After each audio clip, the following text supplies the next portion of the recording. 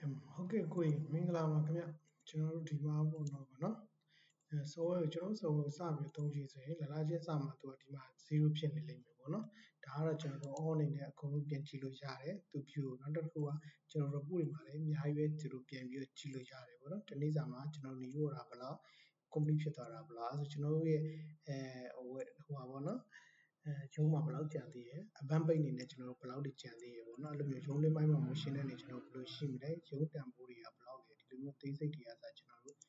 ပြန်ပြီးတော့ပြပေးနေပေါ့နော်ဒါဆိုရင်ကျွန်တော် setting ထဲမှာဆိုရင်တောင်းရှစ်တွေကိုကျွန်တော် create လုပ်မယ်ဒါက other rider တွေကိုကျွန်တော်တို့ customer စီကနေ9000တောင်းမယ်ကျွန်တော်တို့9000ကျတော့ rider ပြီးမယ်ကျွန်တော်တို့က2000ရမယ်ပေါ့နော်အဲ့ဒါလေးတွေကျွန်တော်ပြင်ချင်တယ်ဆိုရင်ခဲတယ်ပြင်လို့ရမယ်ဖြတ်ချင် delete ကိုနှိပ်ပြီးကျွန်တော်တို့ဖြတ်လို့ရမယ်ပေါ့နော် CD တွေထည့်ချင်တယ်ဆိုရင်လည်းကျွန်တော်ဒီဘက်ချမ်းမှာ CD တွေထည့်လို့ရတယ်ပေါ့နော်စောမသုံးခင်မှာ setting ရ UI တွေကိုကျွန်တော်တို့က setting ရဒီ setting ထဲမှာရှိတဲ့ချက်လက်တွေကိုသေချာထည့်ပေးရမှာပေါ့နော်ဒါဆိုရင် user account ဆိုရင်ကျွန်တော်တို့ user account တွေသုံးလို့ရမှာလမ်းစဉ်ကြီးတမားတွေကတော့ကျွန်တော် salary ကနေရောမပါဘူးပေါ့နော်တခြားဥစ္စာလေးတွေပဲပါမယ်ပေါ့နော်အဲဆိုရင်ကျွန်တော်တို့က delivery တမားရှိမယ် accountant ရှိမယ် CS ရှိမယ် finance ရှိမယ် management ရှိမယ်ပေါ့နော်ဒီຢာတွေ operator နဲ့ပတ်သက်လို့ကျွန်တော်တို့ဒီမှာပေါင်းလေးကိုနှိပ်ပြီးတော့ကျွန်တော်ထည့်ပေးရမယ်ပေါ့နော်သူ့တိုင်နဲ့သူ့မျိုးစားကိုပြောင်းသွားမှာပေါ့နော်အဲ့ဒါလေးတွေကတော့ကျွန်တော်တို့ကအာသာလို့ထည့်လိုက်ဒီကောင် salary မှာသုံးတာဆိုတော့ကျွန်တော်အာသာကိုပဲထည့်ပေးလိုက်ပေါ့နော်ရတယ်ကျွန်တော်တို့ဒါလေးတွေလည်းကျွန်တော်တို့ကိုယ့်အတွက်လုပ်ပေးရဆိုတော့ထည့်ထားလို့လည်းရတယ်ပေါ့နော်အဲ့ဒါပြီးသွားပြီဆိုရင်ကျွန်တော်တို့က attendance setting တော့မပါတော့ကိုယ်ပျောက်သွားလိမ့်မယ်ပေါ့နော် create brand ဒါ brand တွေကိုကျွန်တော်လုပ်တာဒါက company ကိုလုပ်မယ် UN access ပေါ့နော် UN access ဆိုတာကကို content တွေကို permission ပေးမယ် picket မှာဆိုရင်ကျွန်တော်တို့ကပြင်ဖို့မပေးတယ်ဖြတ်ခွင့်မပေးဘူးအဲ့လိုပုံစံမျိုးလေးတွေကိုကျွန်တော်တို့ကလက်ကူးစိုက်တာပေါ့နော်ဥပမာ salary မပို့ချင်ဘူးဆိုရင် picket မှာမပို့ admin မှာဆိုရင်တော့ကျွန်တော်တို့ကဖြောက်ချင်တယ်ဒီမှာပေါ့နော်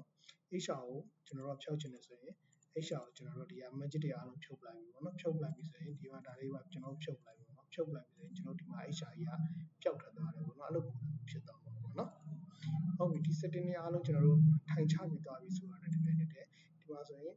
ထိုင်ချပြီးရတယ်ဒီကတော့ online shopping တွေထည့်ထားတာကိုပြန်ကြည့်လို့ရတယ်သူ့ချက်လက်တွေကိုပြန်ကြည့်လို့ရတယ်အဲ့မှာ နေရတာစတင်လို့ရပြီပေါ့နော်နေရတာစတင်မယ်ဆိုရင် pickup ပိုင်းကိုကျွန်တော်တို့ကအရင်ဆုံးသွားမယ် pickup မှာကျွန်တော်တို့ကဒီကနေပြီးတော့ history ကိုရှိတယ်ပေါ့နော်အဲ့ဆို online shopping တယောက်ကကျွန်တော်တို့ဖုန်းဆက်တယ်10ထုတ်လာကောက်ပေးပါဆိုရင်ကျွန်တော်တို့က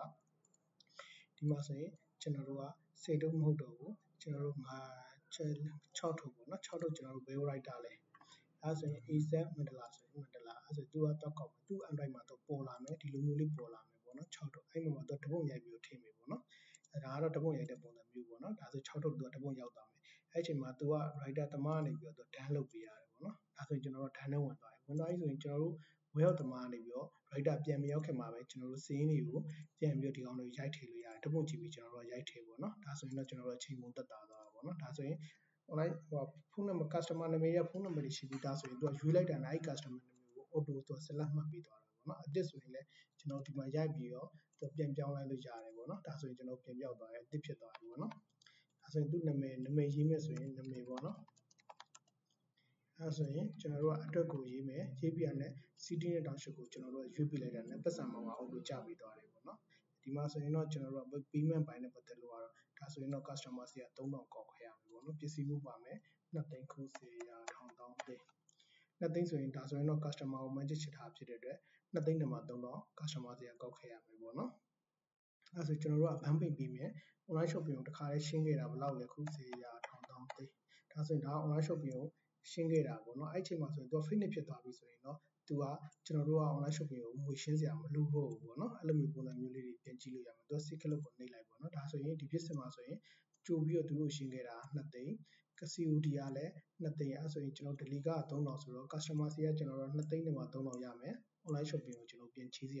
န်ပေးစရာမလိုဘူးပေါ့နော်အဲ့မှာကျွန်တော်တို့ကဘန်းပိတ်ကိုဖြတ်လိုက်မယ်ဆိုရင်ဘယ်လောက်လဲဆိုတော့ပြန်ကြည့်လိုက်မယ်ပေါ့နော် COD က2သိန်း delete က3000ဆိုတော့2သိန်း3000ဒါပေမဲ့ online shopping ကိုကျွန်တော်တို့က finish ဖြစ်ရင်ကျွန်တော်တို့က2သိန်းပြန်ပေးရမယ်ပေါ့နော်အဲ့လိုမျိုးတော့လည်းအဲ့ဆိုရင်ကျွန်တော်တို့ကအကျွေးတင်မယ် OS ပုံမှာကျွန်တော်တို့ကအကျွေးတင်မယ်ဆိုရင်အဲ့ဆိုရင် OS ပုံမှာ3000ကျွန်တော်တို့ကအကျွေးတင်မယ်3000အကျွေးတင်မယ်အပစ္စည်းမှုကိုတော့2သိန်းပေါ့နော်အဲ့ဆိုကျွန်တော်တို့ကဒီဖြစ်စဉ်မှာဆိုရင်တော့ COD က2သိန်း delete က3000ဒါပေမဲ့ customer စီကကျွန်တော်တို့က2သိန်းပဲကောက်ခဲ့ရမယ် OS online shopping ပြန်ရှင်းကြတော့2သိန်းပြန်မရှင်းရတော့3000နှုတ်ပြီးတော့ရှင်းပေးရမယ်ပေါ့နော်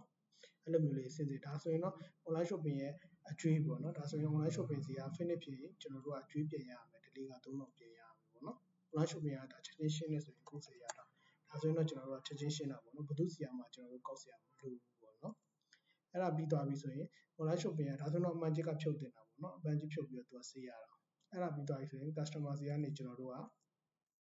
customer ကနေပဲကျွန်တော်တို့ကျွေးယူလိုက်မယ်ခု10ရာထောင်တောင်းတယ်2သိန်းနဲ့မှ3000ကျွန်တော်တို့ကောက်ခဲ့ပြီပေါ့နော်ဒီလိုဖြစ်စဉ်မှာကျွန်တော်တို့ထပ်ပြီးတော့ရိုက်လို့ရတယ်ဓာတ်ပုံကြည့်ပြီးတော့ကျွန်တော်တို့ဒီနေရာလေးမှာဒါတေချာလေးရိုက်ပေးရမှာပေါ့နော်ကျွန်တော်ကတော့ဒီမှာတော့မြန်မြန်ဆက်ဆက်ထည့်လိုက်တော့မယ်ပေါ့နော်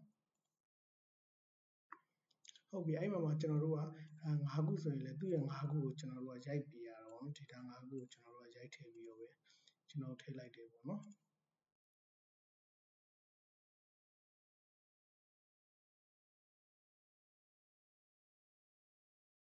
်ဒါမျိုးကျွန်တော်တို့ကစင်းရင်းကိုကျွန်တော်တို့ကဒီမှာဆိုရင်6တို့6တို့ပြည့်သွားပြီပေါ့နော်ပြည့်သွားပြီဆိုတာနဲ့သူကစင်းရင်းကဘန်းပိတ်မရှိဘူးဆိုရင်ဘန်းပိတ်မရှိဘူးပေါ့နော်ရှိတယ်ဆိုရင်လည်းကျွန်တော်တို့ကပြည့်ပေးရတယ်ပေါ့နော်ကျွန်တော်ကတော့ဒီမှာဘန်းပိတ်လေးတစ်ချောင်းလောက်တော့ကျွန်တော်တို့ပြန်ထည့်ပေးလိုက်ပြီပေါ့နော်ဟုတ်ပြီနောက်တစ်ချောင်းကကျတော့ကျွန်တော်တို့က OS pin ကကျွန်တော်တို့ကိုချက်ချင်းရှင်းလိုက်တာပေါ့နော် delete ကိုချက်ချင်းရှင်းလိုက်တာဆိုတဲ့ပုံစံမျိုးကိုကျွန်တော်သွားလိုက်မယ်ပေါ့နော် delete ကိုကျွန်တော်တို့က3000ကိုချက်ချင်းရှင်းလိုက်တယ်ပေါ့နော်အဲ့ဒါပြီးသွားပြီဆိုရင်ကျွန်တော်ဒီထုတ်တွေကိုကျွန်တော်ပြန်ကြည့်တော့မယ်ဆိုရင်ဒီမှာဆိုရင်3000ရှိမယ်ကျိုရှင်းတွေ3000ရှိမယ်အဲ့ဒါဆိုကျိုရှင်းတွေကိုကျွန်တော်တစ်ခါလေးရှင်းခဲ့တယ်ဆိုရင်ကျွန်တော်တို့ကအဲ့တော့ finance သမားကနေပြီးတော့ကျွန်တော်တို့ payment မှာသွားပြီးတော့ခြေရတယ်ပေါ့နော်ဒီလူနာမည်နဲ့ကျွန်တော်တို့ကခြေပေးရတယ်ပေါ့နော်အဲ့ဆိုရင် payment မှာ over finance မှာ online shopping ကိုကျွန်တော်တို့ကပြန်ခြေရမယ်ပေါ့နော်ဒီ online shopping နဲ့ရှာလိုက်တယ်ရှာပြီးရတယ်သူကအဘန်းခြေမှာဖြစ်တဲ့အတွက်သူကအဘန်းကိုရွေးပေးလိုက်ပေါ့နော်ဒီမှာတော့တစ်ခုလေးရှိတာဖြစ်တဲ့အတွက်ဒီပတ်စံကိုကျွန်တော်တို့ကအဘန်းဆိုတော့သူတို့ငွေလွှဲလိုက်တယ်ပေါ့နော်ဒါမှကျွန်တော်ထဲကနေလျှော့သွားမှာပေါ့နော်အဲ့ဒါပြီးသွားပြီအဲ့ဆိုရင်တစ်ခုပြီးသွားပြီပေါ့နော်ဒါဆိုရင်အပန်ဒီကဆိုပြန်ကြည့်ရင်ကျွန်တော်ပြန်ကြည့်လို့ရတယ်ပေါ့နော်ပြီးတော့ကျွန်တော်တို့က over pay ကိုကြံသေးတယ် over pay ကကျွန်တော်တို့ကရမှာဆိုတော့အဲဒီနာမည်ကိုရွေးပြရတယ် over pay ပေါ့နော် over pay ကဒီမှာဆိုရင်လည်းသူကဘောင်းချကုန်းနဲ့ကြာလာတယ်3000အဲ့ဒါငွေလက်ခံပေါ့နော်အဲ့ဒါ cash လာကေးပေးလားတခြားလေးရွေးပေးရမယ်ပေါ့နော် save click ကိုနေလိုက်အဲ့ဆိုရင်ဒီမှာဆိုရင်ကျွန်တော်တို့က pick up ဘိုင်းမှာဆိုရင် OS ပိတ်နဲ့ဘန်းပိတ်ကိုကျွန်တော်တေချာလေးထည့်ပြီးရင်ကျွန်တော်စင်းရပြီးသွားပြီဆိုတော့ဒီ warehouse တမကသူက yes နှိပ်လိုက်နော်ဒါဆိုရင်တော့ motion နဲ့လည်းပြီးသွားပြီအကုန်လုံးပြီးသွားပြီပေါ့နော်အဲ့ဒါသူ့ရဲ့ပတ်စံတွေပြန်ကြည့်ချင်ဒီမှာပြန်ကြည့်လို့ရပြီပေါ့နော်အဲ့ပြီးကျွန်တော်တို့လက်ကျန်တဲ့ပတ်စံတွေအားလုံးကြည့်ချင်တယ်ဆိုရင်ဒါကိုတစ်ချက်နှိပ်လိုက်တာနဲ့ဒီမှာကျွန်တော်မရှင်းရသေးတဲ့ပတ်စံတွေအားလုံးကျွန်တော်တို့ကြပေးမှာပေါ့ဒါဆိုမရှင်းရသေးတဲ့ပတ်စံတွေအားလုံးကြပေးမှာပေါ့နော်အဲ့ဒါပြီးသွားရင်ကျွန်တော်တို့က tool sign ပေါ့နော်tool sign ကိုသွားမယ်ဆိုရင်tool sign ကိုကျွန်တော်တို့ကသွားမယ်ဆိုရင်ဒါကြတော့ pick ပိုင်းပြီးသွားရင် sign ချမှာပေါ့နော် sign ချမှာဆိုရင်ကျွန်တော်တို့ကသူက sticker ထုတ်ပြီးတော့လဲဒီမှာ sign ချလို့ရတယ်ဒါမှမဟုတ် sticker ထုတ်ချင်လား sticker မှာကျွန်တော်တို့ကမျိုးစုံရှိတယ်ပေါ့နော်ဒီလိုမျိုးပုံစံကိုသွားချင်သလားဒါမှမဟုတ်ဒီလိုမျိုးပုံစံကိုပဲသွားချင်သလားပုံစံမျိုးလေးပဲ Excel ထုတ်ချင်လား PDF ထုတ်ချင်လားကျွန်တော်တို့ထုတ်လို့ရတယ်ပေါ့နော်အဲ့ဒါပြီးကျွန်တော်တို့က sign ချမယ်ဆိုလဲ sign ချမဲ့လူတွေမျိုးရွေးပြီးတော့ကျွန်တော်တို့က sign ချရုံပဲပေါ့နော် sign ချပြီးတော့လည်း writer ကပစ္စည်းတော့ပို့မယ်ပေါ့နော်သူ့အထက်မှာပဲသူတော့ပို့ဒါကျွန်တော်တို့ကထိုင်ကြည့်နေရုံပဲပေါ့နော်ဥပမာဒီလူကအောင်မျိုးထွန်းကအောင်သူမျိုးပေါ့နော်အောင်သူမျိုးကဒီကဆိုင်ရနေပြီးတော့သူက select မှတ်ပြီးတော့မှသူကဖေကိုသွားမှာလဲပေါ့နော်သူက on way ကိုလာချင်းစာကိုသွားမယ်ပေါ့နော်ဒါကတော့ကျွန်တော်တို့လုပ်ပေးထားတာဒါပေမဲ့သူ့အတော့မှချက်ချင်းမိတ်လိုက်တာလည်းရောက်တယ်ပေါ့နော် on way ပြီးတော့သူက deliver ဘယ်နဲ့ထုတ်ဖြစ်မှာလဲပေါ့နော်ဒါကြတော့ကျွန်တော်ကတော့ဒီခံမှန်းချင်နေပဲ deliver ကိုလုပ်ပေးလိုက်တယ်ပေါ့နော်အဲဆိုရင် deliver ကို17ရက်နေမှာသူအဲဆို तू ကဒီရုံးကိုပြင်ရောက်လာပြီ on way ဒီလေးတော့ကျန်တာတော့ तू ကဘာတော့မပို့ဖြစ်ဘူးဆိုလေဘာကြောင့်မပို့ဖြစ်တာလဲ remake ရေးတော့ဘာလို့ပြပန်နေနဲ့ကိုထည့်ပေးရမှာပေါ့နော်အဲ့ဒါပို့ပြီးတိုင်းကျွန်တော်တို့ကတော့ brand အနေနဲ့ကိုပြန်ထည့်ပေးရပါတော့ဒါဆိုရင်ပန်နေနဲ့ရောက်တော့ဟုတ်ပြီသူက deliver သူ့လက်ထက်မှာပတ်စံဘယ်လောက်ရှိလဲဆိုတော့ deliver ကိုကျွန်တော်တို့နှိပ်ပေးရတယ်ချိန်လိုက်တာနဲ့2000-4500ဆိုရင်အဲ့2000-4500ကိုကျွန်တော်တို့ကယူပြီးတော့ complete ပြောင်းပေးရတော့ဒါကြတော့ final ကလောက်လိုက်တာပေါ့နော်အဲ့ဆိုရင်သူ့ထဲမှာကျွန်တော်တို့ဈေးနေပြောက်သွားလိမ့်မယ်ပေါ့နော် deliver နေထားတဲ့ဈေးနေပြောက်သွားလိမ့်မယ်ပေါ့နော်ဒါဆိုရင်တော့သူကနောက်ဆုံးဆင့်ရောက်သွားပြီ writer နဲ့မွေးရှင်းပြီးသွားပြီပေါ့နော် complete ဆိုရင် writer နဲ့မွေးရှင်းပြီးသွားပြီပေါ့နော်အဲဆို pending ကိုကျတော့ကျွန်တော်တို့က warehouse တွေထည့်ထားဖို့ brand အနေနဲ့ကိုကျွန်တော်တို့ကထည့်လိုက်လို့လည်းရတယ်ပေါ့နော်ကျွန်တော်စီမှာဒါဒီ status ကအပြည့်စုံပေါ်တာပေါ့နော်ဒါပေမဲ့ဟိုဟာကျွန်တော်တို့ accountant စီမှာတော့မပေါ်ဘူးပေါ့နော်ဒါကတော့ brand အနေနဲ့ပြန်ရောက်သွားပြီနောက်နေ့ကျရင်တော့သူကဒီမှာရွေးပြီးတော့ assign ပြန်ချလိုက်လို့လည်းရတယ်ပေါ့နော်တခြားသူကို assign ချလိုက်လို့လည်းရတယ်ပေါ့ ပေါ့နော်အဲဆိုရင် तू ကနောက်ရက်ရောက်သွားပြီဆိုရင် तू ဟာဒီတနေ့မှာ complete ဖြစ်တာတွေက writer တွေအပ်တာပတ်စံဘယ်လောက်လဲဆိုကြည့်ချင်တယ်ဆိုရင်ကျွန်တော်တို့က daily checklist ကိုသွားပြီးတော့ writer ကိုကျွန်တော်တို့ကရွေးပြီးရတယ်နှိပ်လိုက်တယ်ဆိုရင်ဒီတနေ့မှာ writer တွေအပ်တဲ့ပတ်စံက3သိန်းကျော်ဒါပေမဲ့ writer တွေကတကယ်အပ်တာက39ပေါ့နော်39မှာ writer တွေက3ခုပဲအပ်ထားသေးတယ်အဲဆိုရင်ကျွန်တော်တို့က writer တွေရဲ့ status ကိုပြောင်းထားတော့မယ်ဆိုတော့ကျွန်တော်245ကျန်သေးတယ်ပေါ့နော်အဲဆို writer ကျွန်တော်တို့အပ်တဲ့ပတ်စံကိုကျွန်တော်တို့ကသွားထည့်ရမယ်ပေါ့နော် final သမားက payment နဲ့မှာကျွန်တော်တို့ offer final မှာပေါ့နော်ဒါကြတော့ writer သမားကဘာတူလဲကိုကျွန်တော်တို့ကဆိုရင်ကျွန်တော်တို့သူ့နာမည်ကိုကျွန်တော်တို့ရွေးပြရမယ်ရွေးပြရတယ်ကျွန်တော် COD အနေနဲ့အပ်တယ်ပေါ့နော်အပ်ပြရတယ်ဘယ်လောက်လဲပေါ့နော်ပတ်စံမောင်းကိုလည်းကျွန်တော်တို့ copy ပြီးတော့တခါတည်း payment နဲ့ပြီးတော့ထည့်ပလိုက်မယ်ပေါ့နော်ဒီမှာကျတော့ပုံချနဲ့မရှင်းတော့ဘူးပေါ့နော်အဲဆိုရင်ကျွန်တော်တို့ငွေလက်ခံပေါ့နော်အဲ့ထက်လိုက်ရင်ဟိုဘက်ချမ်းမှာကျွန်တော်ပြင်ကြည့်လိုက်ရင်ဒီမှာပတ်စံတူသွားပြီပေါ့နော်ဒါဆိုရင်ကျွန်တော်တို့ကပြင်ကြည့်လို့ရတယ်ပေါ့နော်ဟိုဘက်ချမ်းထည့်ထားတဲ့ ချက်လက်တွေကိုကျွန်တော်ပြင်ကြည့်လို့ရတယ်ပေါ့နော်ပြင်ခွင့်တော့မရှိတော့သူတို့ကို exit ပေးချင်ရတယ်ပေါ့နော်အဲ့ဒါပြီးသွားပြီဆိုရင်ကျွန်တော်တို့က writer နဲ့ငွေရှင်းနဲ့ပြီးသွားပြီပေါ့နော်အဲ့ဒါပြီးသွားပြီဆိုရင်ကျွန်တော်တို့က online shopping နဲ့ငွေရှင်းမှာဆိုရင် customer balance တော့တောင်းမယ် complete ဖြစ်တာလေးတွေကိုကျွန်တော်တို့ကရှင်းရမယ်ပေါ့နော်ဒီမှာဆိုရင် online shopping ဆီကကျွန်တော်တို့ကအပေါင်းဆိုကျွန်တော်တို့ကရရမယ် note ဆိုကျွန်တော်တို့ကထွက်ရမယ်ပေါ့နော်အဲဆိုရင် note ကိုကျွန်တော်တို့ကပေးလိုက်မယ်ပေါ့နော် online shopping ဆိုရင်တော့ကျွန်တော်တို့က finish ပေါ့နော်ဒီထုတ်တွေအားလုံးကိုကျွန်တော်တို့ကတစ်ခါတည်းပဲအကုန်လုံး finish လုပ်လိုက်တာပေါ့နော်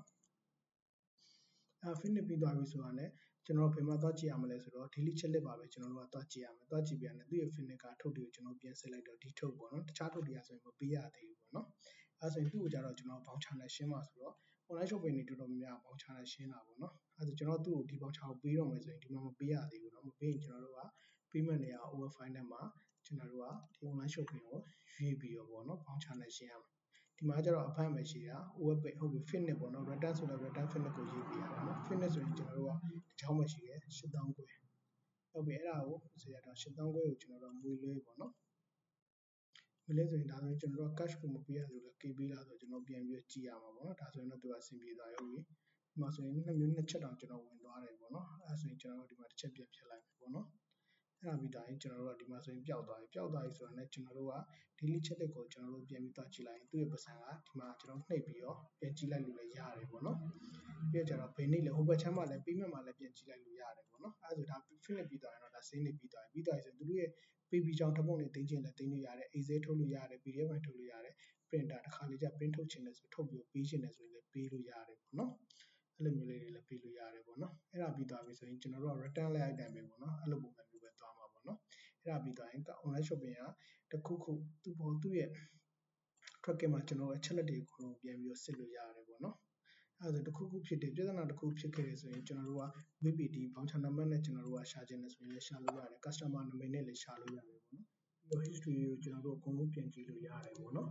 အဲ့လိုပြန်ကြည့်လို့ရတယ်နောက်ပြီးကျရင်ကျွန်တော်တို့ကဒါကတော့ history ပေါ့ history ကတော့ကျွန်တော်တို့တရုံးလုံးမှာလုပ်တဲ့ history ကိုပြပေးသွားတာဖြစ်တဲ့အတွက်နည်းတော့ဒါတော့ရှုပ်သွားတယ်ပေါ့နော် overdue order လဲဆိုတာတော့ရုံးမှာရှိနေတဲ့ပစ္စည်းရဲ့ဥစ္စာတွေပေါ့နော်ဒါဆိုရင်142ရက်ရှိသွားပြီဒီပစ္စည်းဘာကြောင့်မပို့တာလဲဆိုတာကိုကျွန်တော်တို့ပြန်ပြီးတော့လိုက်ရမယ်ပေါ့နော်အဲ့လိုမျိုးလိုက်ရမယ်ဒါကတော့ payment ဘိုင်းနဲ့မှာဆိုရင် offer final ဆိုတာခုနကတော့ပေါ့နော်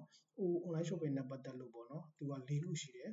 van page ရှိမယ် over page ရှိမယ် finish ရှိမယ် return finish ပေါ့နော်ဒါလေးတွေကတော့ကျွန်တော်တို့မသုံးလည်းရတယ်ပေါ့နော်ဒါအကျိုးရှင်းတဲ့ပတ်စံလေးတွေရှိတယ်ဥပမာ daily report မှာဆိုရင်ကျွန်တော် signature နဲ့တွားချင်တယ်ဆိုရင်ငွေထုတ်ငွေဝင်ရဒီတစ်နေ့မှာငွေထုတ်ပြရဘလောက်အဲ့ဒါဆိုရင်ကျွန်တော်တို့ကaccountant လက်ထဲကပတ်စံကဘယ်လောက်ရောက်နေပြီပေါ့နော်အဘတ်အတွက်ဘယ်လောက်လဲအဲ့လိုမျိုး finish အတွက်ဘယ်လောက်လဲအဲ့လိုမျိုး writer ပေါ့နော် writer တွေကို complete ဖြစ်တာဟုတ်ပြီ writer တွေကလည်းတကယ်ပတ်စံရှင်းတာကအဲ့ဒါဆိုကျွန်တော်တို့ရုံးကိုဒါပြန်ပေးရမယ့်ပုံစံမျိုးပေါ့နော်ဥပမာကျွန်တော်ကအဘတ်အတွက်ကို360ထုတ်ထားတယ်ဆိုရင်ဒီမှာ360ဟုတ်ပြီအဲ့ဆိုတော့ဘန်းဖြစ်တာကဒီလောက်ပေးတာကလည်းဒီလောက်ဆိုတာသူစင်းရမှန်သွားပြီဒါပေမဲ့ over pay ကလည်းဒီတနေ့စာမှာဒီမှာဆိုရင်တော့ကျွန်တော်တို့3000လိုသေးတယ်ပေါ့နော်အဲ့ကြရင်ကျွန်တော်တို့ကဒီဘက်ချက်မှာသွားကြည့်လိုက်ရင်တော့3000လိုတာကိုတွေ့ရလိမ့်မယ်ပေါ့နော်အဲ့ဒါပြီးရင်အနှုတ်ဆိုတော့တကယ်တမ်းကျသူကထုတ်ပေးမှုမရှိလို့ပေါ့နော်တကယ်တမ်းပုံမှန်ရထုတ်ပေးမှုရှိရင်ဒီစင်းလေးကသူမှန်ပြီးတော့မှတနေ့စာတနေ့တော့ဟိုပါပေါ့နော်ပြန်အပ်ပေးရတာပေါ့နော် accountant ကနေပြီးတော့အမျိုးပြန်အပ်ပေးရတာပေါ့နော်အဲ့လိုဒါမှမဟုတ်ဘူးအဲ့လိုမသုံးချင်ဘူးဆိုရင်ကျွန်တော်တို့က daily checklist မှာဘယ်သူနာမည်နဲ့သုံးမလဲပေါ့နော် over final ကိုကျွန်တော်တို့ကသုံးမယ်ဆိုရင် over final မှာဒါဆိုရင်အားလုံးအနေနဲ့ကြည့်ရင်တော့နှုတ်ထွက်နေတယ် cash အနေနဲ့ကြည့်ရဆိုရင်သူ့လက်ထဲမှာ9သိန်းကျော်ရှိတယ်ပေါ့နော်အဲ့လိုမျိုးလေးတွေပြန်စစ်လို့ရတယ်အဲ့လိုမျိုးလေးတွေနောက်တစ်ခုကဘယ်သူ final ပေါ့ writer final ဆိုတော့ writer final မှာပတ်စံလေးတွေဘယ်လောက်ရှိသေးလဲအဲ့လိုမျိုးဒါကတော့အကုန်လုံးကြည့်လို့ရတယ်သူဘာတွေလောက်သွားတာလဲဆိုတာအစားကျွန်တော်ပြန်ကြည့်လို့ရတယ် opening အနေနဲ့ဒါ ဒါဆိုရင်ဘယ်နည်းကဘာလုပ်သွားတယ်ဘယ်နည်းကဘာတွေလုပ်သွားတယ်ဆိုတော့သူပြန်ကြည့်လို့ရတယ်ပေါ့နော်အဲ့ဒါပြီးဒါက caption ရောက်ရ flow တွေကြည့်လို့ရမယ်ဒါက data analysis ဆိုတာသူက deliver ဖြစ်သွားတဲ့ပတ်စံတွေမှာ agent ကိုဘယ်လောက်ပေးမလဲကျွန်တော်တို့ daily ခါကတော့ဒီလောက်ရတယ်ပေါ့နော်အဲ့ဆို agent ကိုမပေးဘူးဆိုရင်ကျွန်တော်အဲ့ daily ခါကျွန်တော်တို့ရဲ့မြက်ပေါ့နော်အဲ့ဒါလေးတွေကျွန်တော်ပြန်ကြည့်လို့ရတယ်ပေါ့နော်ဒါကတော့တစ်လချင်းကကြည့်တာပေါ့နော်3လပိုင်းစာတစ်လချင်းကြည့်တာပေါ့နော်အဲ့လိုမျိုး return ဆိုလည်းကျွန်တော်တို့ return ရဲ့ဥစ္စာကိုတစ်လချင်းစာကိုပြန်ကြည့်လို့ရတယ်ပေါ့နော်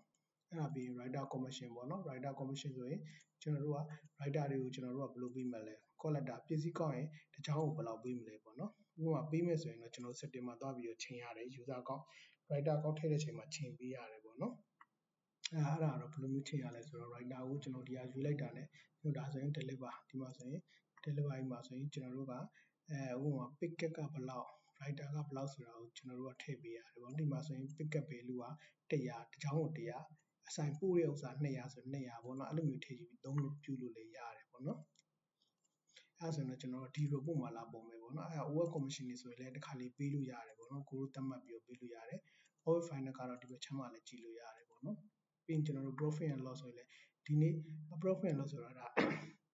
ဒီနေ့ဆိုရင်ကျွန်တော်တို့ကဟိုရင်းနေ့တုန်းကအထုပ်ပေါင်းက984ထုပ်ရှိတာဥမာ18ထုပ်ကတော့ဝင်လာတယ်9ထုပ်ကတော့ကျွန်တော်တို့ထွက်သွားတယ်ပေါ့နော်အဲ့ရဘန်းပိတ်လေးတွေတော့ကျွန်တော်တို့ပြပေးထားတယ်ဒါဆိုရင်ကျွန်တော်တို့မှာ990နဲ့မှာ3ထုပ်ရုံးမှာရှိတယ်ပေါ့နော်အဘန်းပိတ်နေနေတော့30ကျော်ရှိတယ်ပေါ့နော်ဆိုရင်ကျွန်တော်တို့ပတ်စံနေနဲ့ open ကြီးကသေးလာတာရှိတယ်ဒီဥစ္စာဒီ closing နေနဲ့9သိန်းကျော်ကျ69သိန်းကျသေးတယ်ပေါ့နော်အဲဆိုရုံးရဲ့တန်ဖိုးကဒီလောက်ရှိမယ်ပေါ့နော်အဲဆိုကျွန်တော်တို့ဘန်ပိတ်မို့ဒါရှင်းရကြအောင်မယ် complete ကိုရှင်းရကြအောင်မယ် finish ကိုရှင်းရကြအောင်မယ် return finish ကိုရှင်းအဲ့ဒီအားလုံးပေါင်းကျွန်တော်ဒီမှာဆိုရင်တော့ပတ်စံတွေကနှုတ်ထွက်တယ်ပေါ့နော်ဒါကြတော့ကျွန်တော်တို့ကရှင်းရကြတဲ့ဥစ္စာတွေနှုတ်တာဖြစ်တဲ့အတွက်မတိကျသေးဘူးပေါ့နော်အဲ့လိုမျိုးပုံစံဖြစ်တယ်ဒါကတော့ရုံးရဲ့ပတ်စံတိကျတဲ့ပတ်စံပေါ့နော်အဲဆိုရင်ဘန်နေနဲ့ကြည့်မယ်ဆိုရင်အမင်းလက်ထက်မှာပတ်စံဘယ်လောက်ရှိတယ်လဲ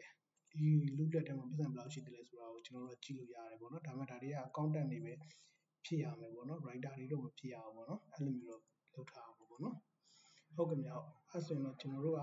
online shopping နဲ့ပတ်သက်လို့ကတော့ဒါလေးတွေပဲပေါ့ဒီမှာမှကျွန်တော်တို့လုပ်ချင်တဲ့တွင်းထဲမှာဘာတွေလုပ်ချင်လဲဆိုတာကိုကြည့်လို့ရတယ်ပေါ့ဒါမှမဟုတ်ကျွန်တော်တို့ home အနေနဲ့ကြည့်ချင်တယ်ဆိုရင်ဒီတနေ့စာမှာကျွန်တော်တို့က deliver ကဒီနေ့စာမှာ18ထုတ်ကျွန်တော်တို့ကဟိုလောက်ထားတယ်17ထုတ်က collected ဖြစ်တယ် rank က4ထုတ်ရှိတယ်complete ကတော့3ထုတ်ဖြစ်တယ်ပေါ့နော်ဒါ3ထုတ်ကျွန်တော်ရေးအဲ့3ထုတ်ကိုကျွန်တော်ကြည့်ချင်ဒီမှာလည်းလာကြည့်လို့ရတယ် delete ချက်လက်မှာလည်းကျွန်တော်ကြည့်လို့ရတယ်ပေါ့နော်အဖန်ပိတ်နဲ့ all အနေနဲ့ကြည့်ချင်တယ်ဆိုရင်လည်း all အနေနဲ့ကြည့်ပေါ့နော်အဲ့လိုမျိုးကြည့်ချင်လို့ရတယ်နောက်တစ်ခုကကြာကျွန်တော်တို့ကဒီမှာ18ထုတ်မှာကျွန်တော်တို့ကဘယ်လိုဘသူကဘယ်နှထုတ်ဘသူကဘယ်နှထုတ်ဘသူကဘယ်နှထုတ်လဲဒီမှာကြည့်လို့ရတယ်ပေါ့နော် writer တယောက်ချင်းစီဥပမာ online shopping တယောက်ချင်းစီလည်းကျွန်တော်တို့ကြည့်လို့ရတယ်ဒါမှမဟုတ်ကျွန်တော်ဒီဘက်ချမ်းမှာဆိုရင်လည်းကျွန်တော် online shopping တွေရဲ့ဟိုပါဘောနော်အဘန်းပိန်းကဘယ်လောက်ပါ over ပိန်းကဘယ်လောက်ပါ item value ကဘယ်လောက်ပါ daily ခါကဘယ်လောက်ပါဆိုလဲဒီမှာလည်းထပ်ကြည့်လို့ရတယ်ပေါ့နော်ဒါပုံစံလေးတွေဒါ easy down လို့ရမယ်အဘန်းဒီမှာဆိုရင်လည်းအဘန်းပိန်းကြီးကြည့်လို့ရမယ်ပေါ့နော်တော်တော်များများတော့ထည့်ပေးထားတယ်ဟုတ်ကဲ့မြတ်ဟုတ်အထူးကျေးဇူးတူတင်ပါတယ်မရှင်းတာရှိဘူးမေးနိုင်ပါတယ်ခင်ဗျ